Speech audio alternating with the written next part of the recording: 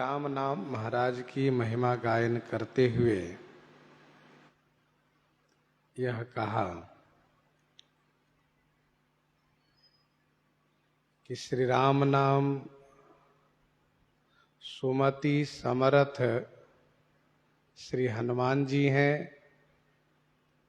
जो कपट के निधान कलयुग रूपी कालनेमी को समाप्त कर देते हैं तथा श्री राम नाम महाराज नरसिंह भगवान के समान है, जो कलयुग रूपी हिरण्यकश्यप को मार डालते हैं, समाप्त कर देते हैं।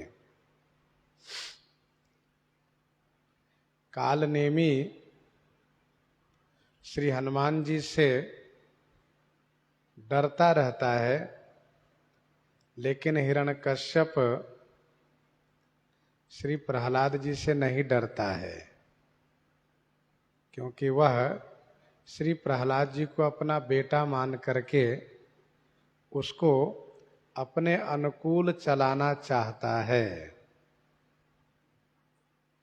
वैसे ही कलयुग श्री राम नाम से तो डरता है, लेकिन श्री राम नाम जापक से नहीं डरता है। वह यह सोचता है कि मेरे ही समय में तो इसका पैदा हुआ है मेरे सामने, इसलिए वह अपने अनुकूल चलाना चाहता है, अपने अनुकूल बनाना चाहता है। लेकिन दोनों परिस्थिति में कलयुग का एक भी नहीं चल पाता है। श्री राम नाम कलयुग को समाप्त कर देते हैं, अर्थात श्री राम नाम के सामने, वा यूं कहिए कि नाम जापक के सामने कलयुग का एक भी नहीं चल पाता है। भाए को भाए अनख आलस हूँ, नाम जपत मंगल दिसि दस हूँ।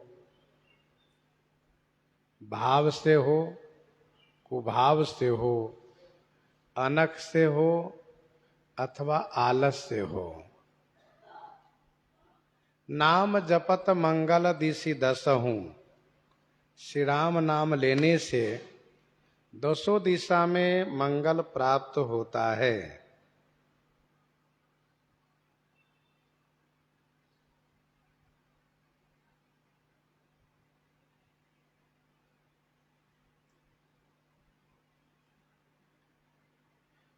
कुछ लोग हेय रूप में राम नाम का उच्चारण करते हैं, राम राम करते हेय रूप में, कुछ लोग निंदा रूप में, कुछ लोग घृणा रूप में, कुछ लोग अभिवादन रूप में।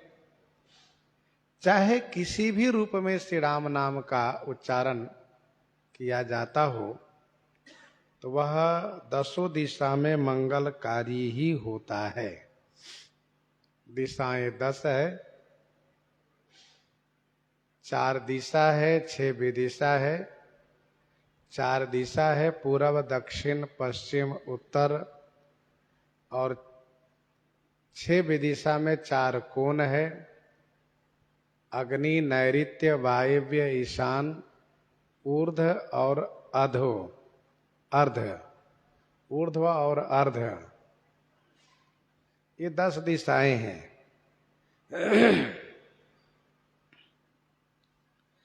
गोस्वामी श्री तुलसीदास जी महाराज विशुद्ध रूप से श्री राम नाम के उपासक हैं।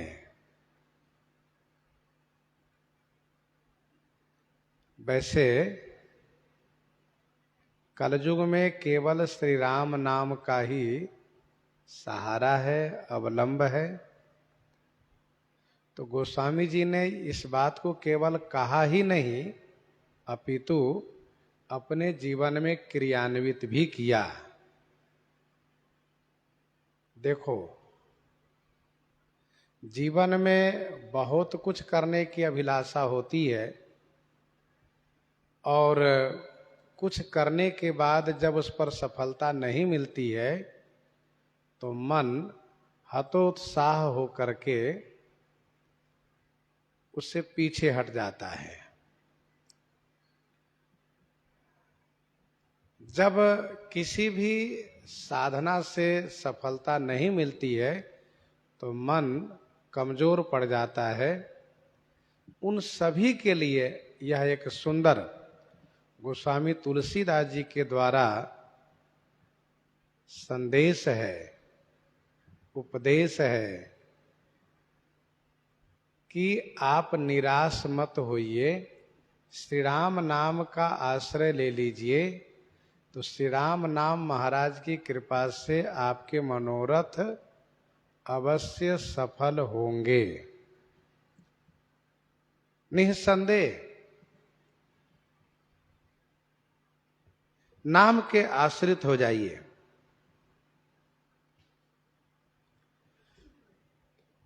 गोस्वामी जी महाराज श्री राम नाम के उपासक हैं। उन्होंने इस नाम वंदना प्रकरण में भी यह कहा कि हमरे मत बड़ नाम दुहूते। वैसे मोरे मत कहने से केवल व्यक्तिगत मत होता, लेकिन हमरे मत कहने का मतलब यह है कि हम जैसे बहुत ऐसे संत महापुरुष हैं जिन सब का मत यही है कि श्री राम नाम अगुण और सगुण दोनों से बड़े हैं। हमरे मत बड़ नाम दुहूते, किए जेहि जुग निज बस निज बूते। जिन्होंने अपने बलबूते दोनों को अपने अधीनस्थ कर रखा है। जो नाम के आश्रय लेगा वह चाहे अगुण को प्राप्त करना चाहे चाहे सगुण को प्राप्त करना चाहे, दोनों उनके लिए सुलभ है।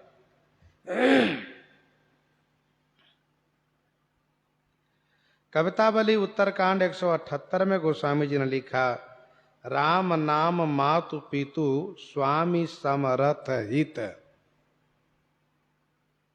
राम नाम मातु पितु स्वामी समरथ हित स्पष्ट किया।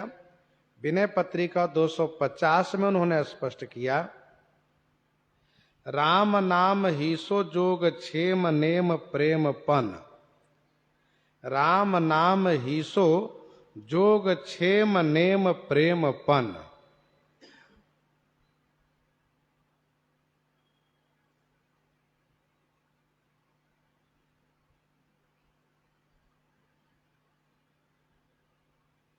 यहां पर श्री राम नाम की महिमा को गोस्वामी जी ने गायन करते हुए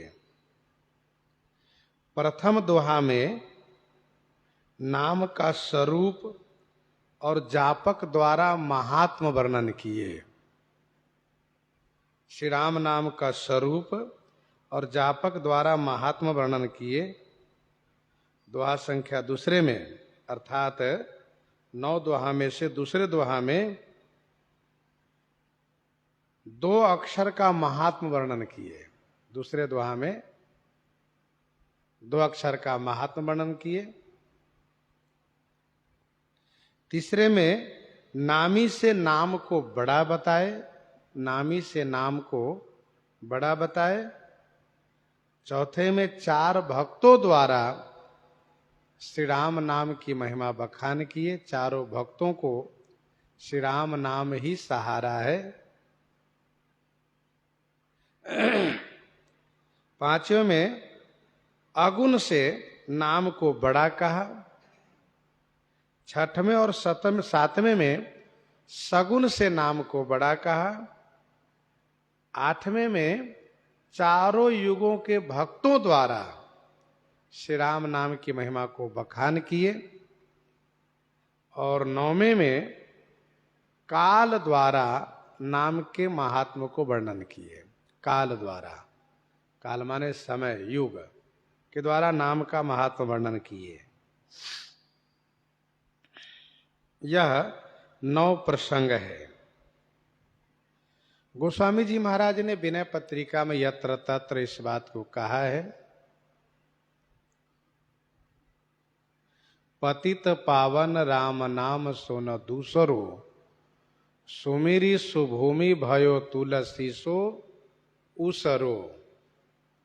और इतना ही नहीं, राम नाम महिमा करई काम भूरु आको, साखी वेद पुराण है तुलसी तन ताको, तुलसी तन ताको। इस प्रकार से गोस्वामी जी अपने जीवन में श्री राम नाम से भरपूर लाभ प्राप्त करना दर्शाए। घर घर मांगत टूक पुनि भूपति पूजे पाए, ते तुलसी तब राम बिनु ते अब राम सहाय।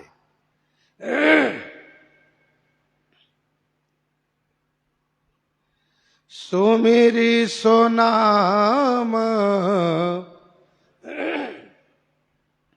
राम गुण गाथा, करहु नाय रघुनाथ ही माथा। सुमिरी सो नाम राम गुण गाथा, करहु नाय रघुनाथ ही माथा। सुमिरी सो नाम, सो नाम सुमिरी उन नाम को स्मरण करके, रघुनाथ ही माथा नाई राम गुण गाथा करो। सो नाम माने उन नाम को स्मरण करके श्री रघुनाथ जी के चरणों में मस्तक नवा करके मैं श्री राम जी के गुण की गाथा गायन करता हूं। अब तक नाम की महिमा गायन किए, अब इस चौपाई से रूप की महिमा गायन करते हैं 2 दोहे तक। 9 दोहे में नाम की महिमा गायन करने के बाद भी यह चौपाई गोस्वामी जी ने लिखा 10वें दोहे में कि भाय कुभाय अनख आलसहु, नाम जपत मंगल दिशि दसहु।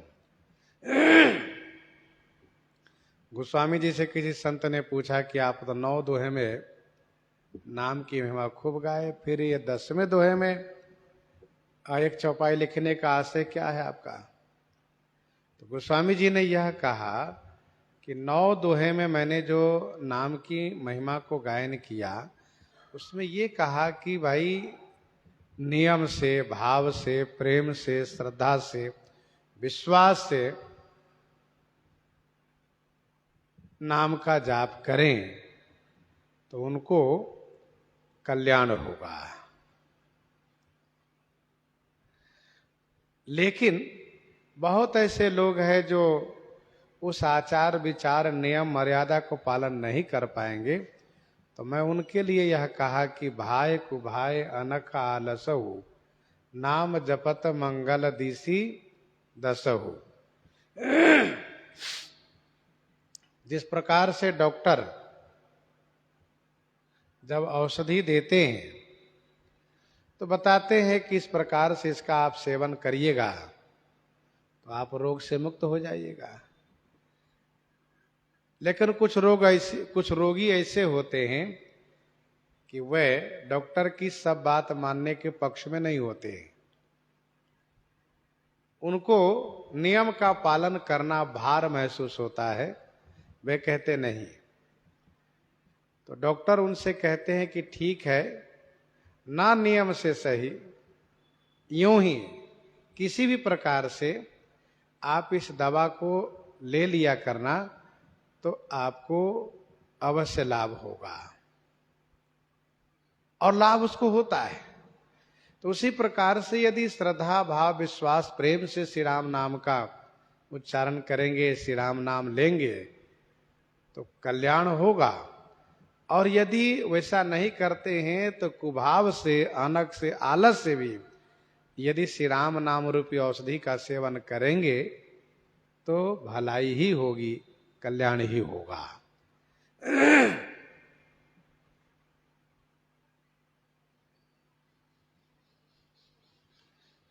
श्री राम नाम उन औषधि के समान है, किसी प्रकार से इसका सेवन करें तो कल्याण होगा। संसारामय भेषजम सुखकरम श्री जानकी जीवनम धन्यास्ते कृतिनः पिबन्ति सततम राम नामामृतम। धन्यास्ते कृतिनः पिबन्ति सततम, जो सततम पान करें उनकी तो बात ही अलग है। गोस्वामी जी कहते हैं कि मैं उन्हीं नाम को स्मरण करके, किस नाम को?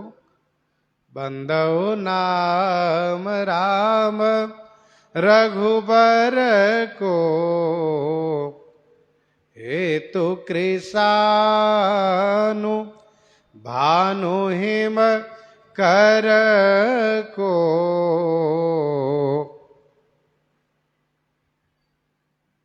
बंदव नाम राम रघुबर को, हेतु कृषानु भानु हिम कर को। मैं उन्हीं नाम को स्मरण करके, सुमिरन करके और श्री रघुनाथ जी के चरणों में मस्तक नवा करके, प्रणाम करके श्री राम जी की गुण गाथा गायन कर रहा हूं। मोरी सुधारी सो सब भांति,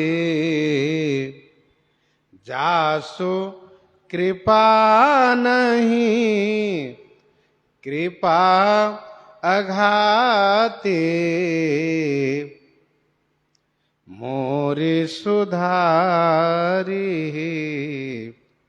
सो सब भांति, जासु कृपा नहीं कृपा अघाती। सो वह कौन, जिनके नाम को स्मरण करके और जिनको मैं प्रणाम करके जिनकी गुण गाथा को गायन कर रहा हूं, वह श्री राम जी, वह करुणा वरुणालय भक्त वत्सल श्री रामचंद्र जी सब भांति मोरी सुधार हैं, सब प्रकार से मेरी बिगड़ी हुई बात को सुधार देंगे। जासु कृपा नहीं कृपा आघाती। जासु कृपा माने जिनकी कृपा देवी कृपा करने में कभी भी आघाती नहीं है, अर्थात संतुष्ट नहीं होती है, तृप्त नहीं होती है।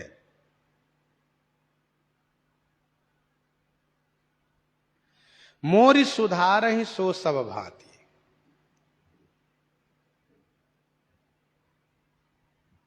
देखो भाई, इस चौपाई में बहुत बल है, पर इस चौपाई के साथ साथ ऊपर की चौपाई के अभिप्राय को भी हृदय में रखना चाहिए। भगवान के नाम को स्मरण करते हुए प्रभु को प्रणाम करके फिर प्रभु से यह प्रार्थना करनी चाहिए कि आप मेरी बिगड़ी हुई सभी बातों को सुधार दें।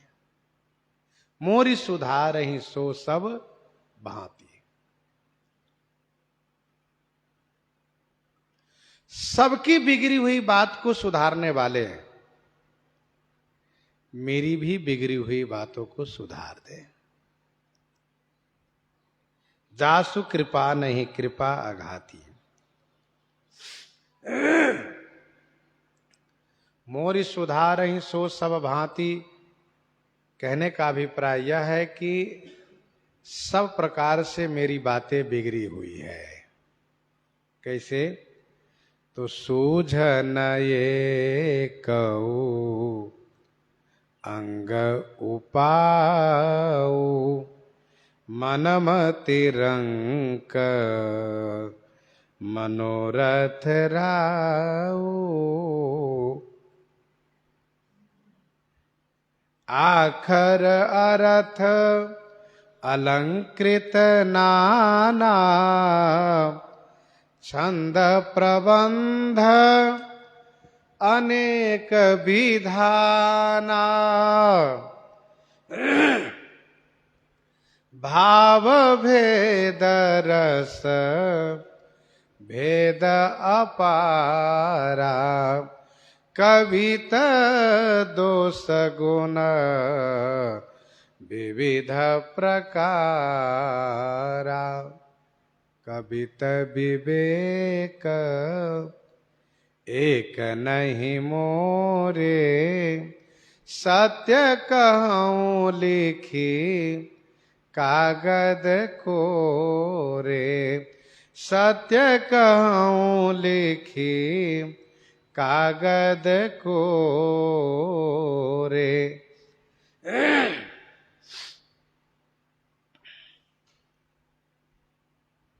तो मेरे पास काव्य संबंधित कोई भी विवेक नहीं है।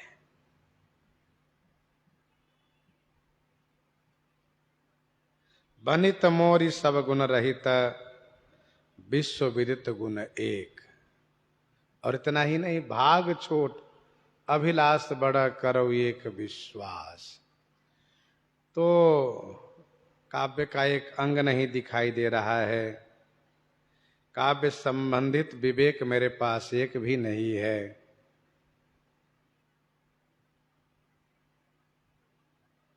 और मेरा भाग्य बहुत छोटा है, मनोरथ बहुत बड़ा है।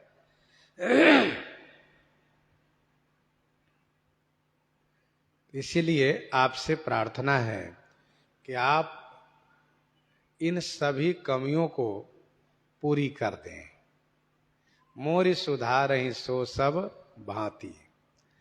हम लोग इधर उधर जो देवी देवताओं से प्रार्थना करते हैं, प्रार्थना करना कोई गुनाह नहीं है, अच्छी बात है, करें।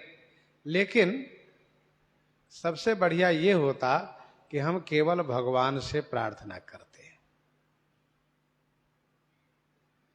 तब श्रीमद् भागवत जी का वह श्लोक स्मरण हो आता है कि अकामः सर्व कामो वा मोक्ष काम उदारधि, तीव्रेण भक्ति योगेन यजेत पुरुषम परम, यजेत पुरुषम परम। मोरि सुधारहि सो सब भांति, जासु कृपा नहीं कृपा अघाती।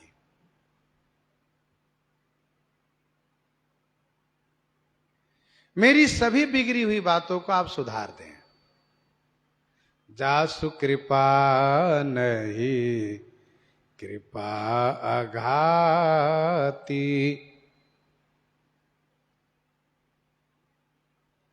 भगवत गुण दर्पण में एक श्लोक है कि कृपा का क्या अर्थ होता है। रक्षणे सर्वभूताना महमेव परो विभु, इति सामर्थ्य संधानम कृपा सा पारमेश्वरीम। रक्षणे सर्वभूताना महमेव परो विभु। सभी प्राणी मात्र की रक्षा करने में मैं ही एकमात्र समर्थ हूं। इसी सामर्थ्य को अनुसंधान करना ही कृपा नाम है, इसी को कृपा कहते हैं।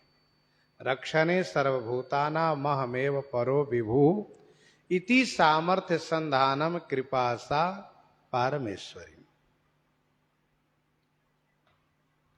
आगे कहते हैं, मोरी राम सुस्वामी, कुसेवक मोसो, निज दिश देखी दया निधि पोसो। राम सुस्वामी कुसेवक मोसो, निज दिश देखी दया निधि पोसो राम सुस्वामी। राम सुस्वामी कुसेवक मोसो निज दिशि देखी दया निधि पोसो।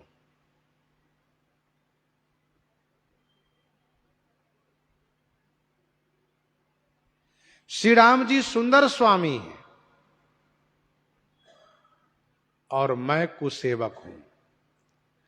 तो श्री राम जैसे सुस्वामी और मेरे जैसे कुसेवक को निज दिशि देखी दया निधि पोसो। निज दिशि देखी दया निधि पोसो।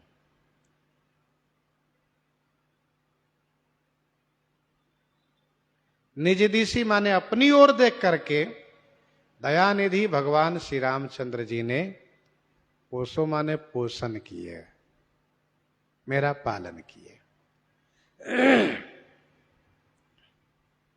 भगवान श्री रामचंद्र जी सुस्वामी हैं।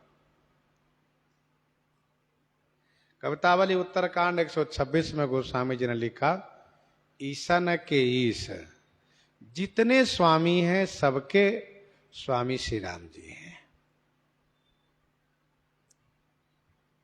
सुस्वामी है, सुस्वामी का मतलब ये होता है कि यदि सेवक सेवा न भी करे, लापरवाही भी करे, फिर भी उनके भोजन पर प्रतिबंध न लगावे, उनका भोजन दे।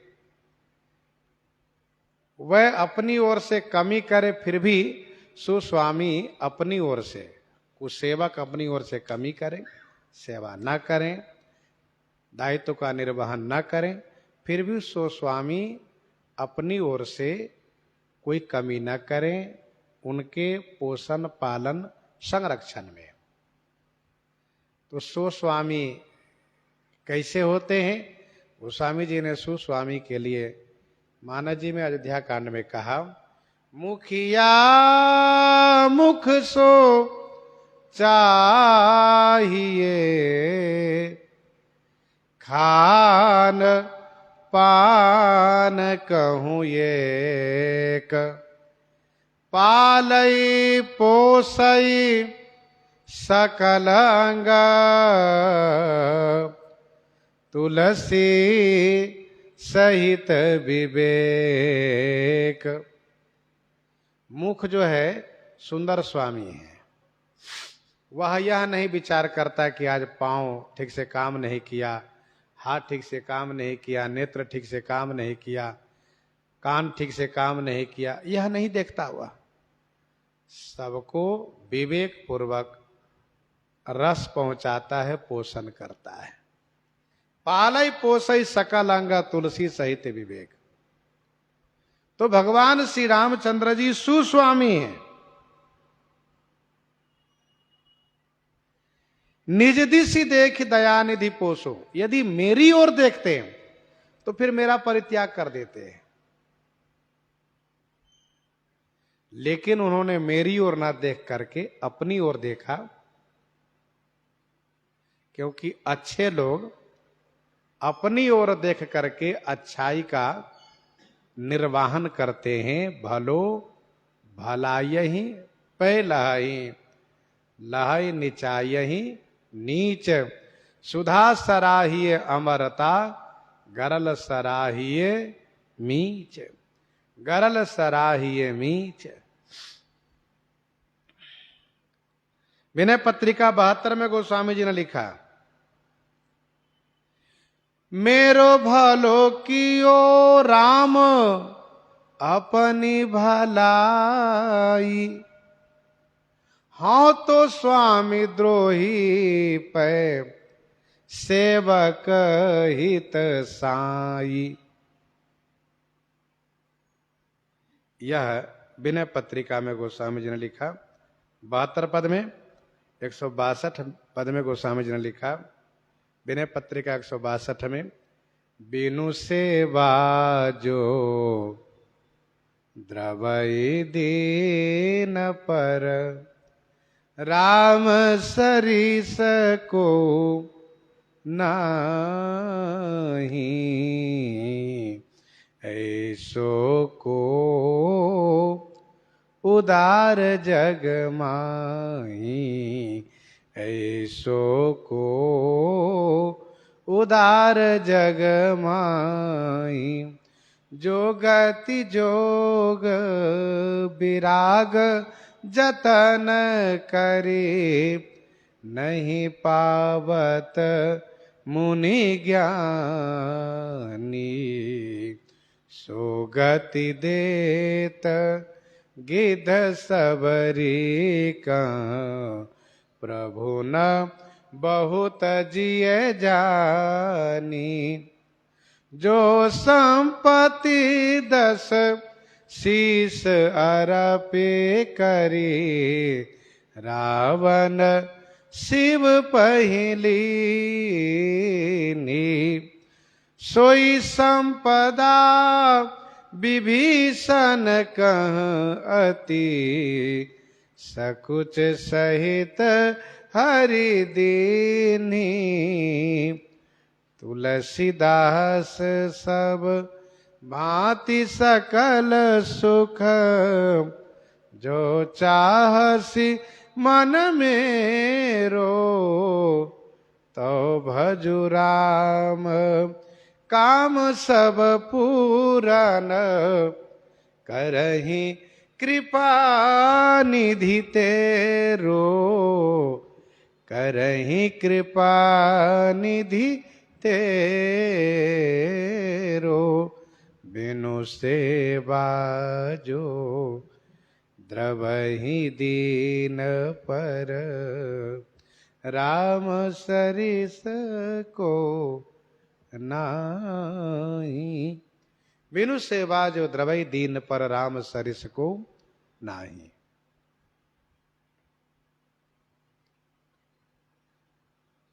तो निज दिशि देखि दया निधि पोसो। अपनी ओर देखते हैं, अपनी कृपालुता, दयालुता, कोमलता, सहजता, सरलता, भक्त वात्सल्यता की ओर देख करके ये मेरे शरण में आ चुका है, मेरा हो चुका है। अब इनमें जो कमी है, इनमें दोष है, अब इसका दोष थोड़े ना है। यदि मैं इसको सुधारा होता, इसमें दोष नहीं होता। हाँ, कोई बात नहीं, अपना है, ये मेरा है। इस प्रकार से राम सुस्वामी कुसेवक मोसो, निज दिश देख दया निधि पोसो। अपनी ओर देख करके पोषण करने वाले श्री राम जी सुस्वामी हैं। आगे लौकिक राजा के बारे में कहते हैं, लोकहु वेद सुसाहिब रीति, विनय सुनत पहिचानत प्रीति। लोकहु वेद सुसाहिब रीति, विनय सुनत पहिचानत प्रीति। लोक और वेद सुसाहिब रीति, लोक और वेद में सुसाहिब रीति, सुंदर साहिब माने सुंदर स्वामी की यह रीति है। लोक में और वेद में सुंदर स्वामी की यही रीति है कि विनय सुनत पहिचानत प्रीति। विनय सुनकर के प्रीति पहचानते हैं।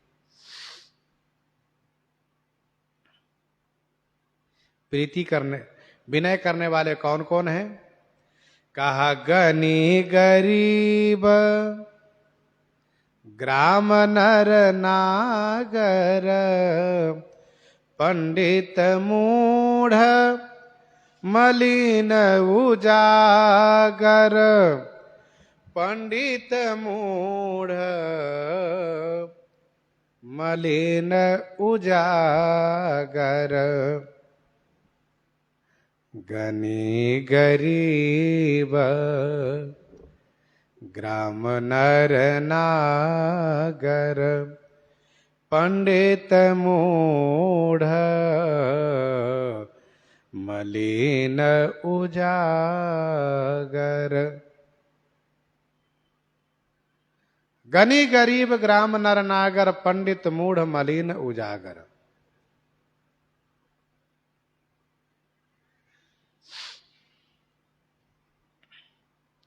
गनी माने धनिक, गरीब माने धनहीन गरीब, ग्राम नर माने देहाती मनुष्य,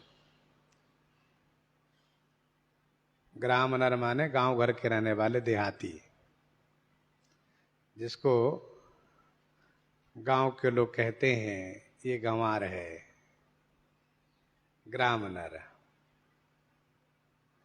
तो अर्थ में ये अर्थ करना चाहिए गांव के लोग, गंवार कहना शोभनीय नहीं है, कुछ लोग कह देते हैं। अच्छा, नागर माने नगर के रहने वाले, नागरी मतलब चतुर,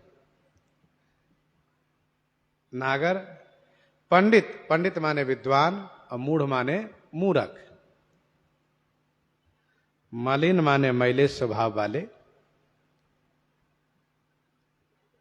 और उजागर माने स्वच्छ स्वभाव वाले।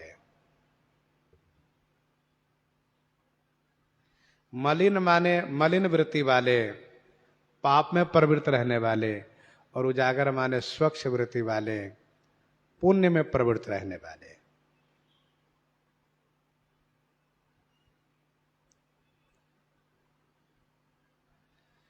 तो गनी गरीब ग्राम नर नागर पंडित मूढ़ मलिन उजागर। गरीब धनिक गांव के लोग, शहर के लोग, विद्वान लोग, मूर्ख लोग, मलिन वृत्ति वाले, स्वच्छ वृत्ति वाले, और सुकवि कुकवि निज निज मति अनुहारी। सुकवि कुकवि निज मति अनुहारी। निरपहि सराहत सब नर नारी। निरपहि सराहत सब नर नारी।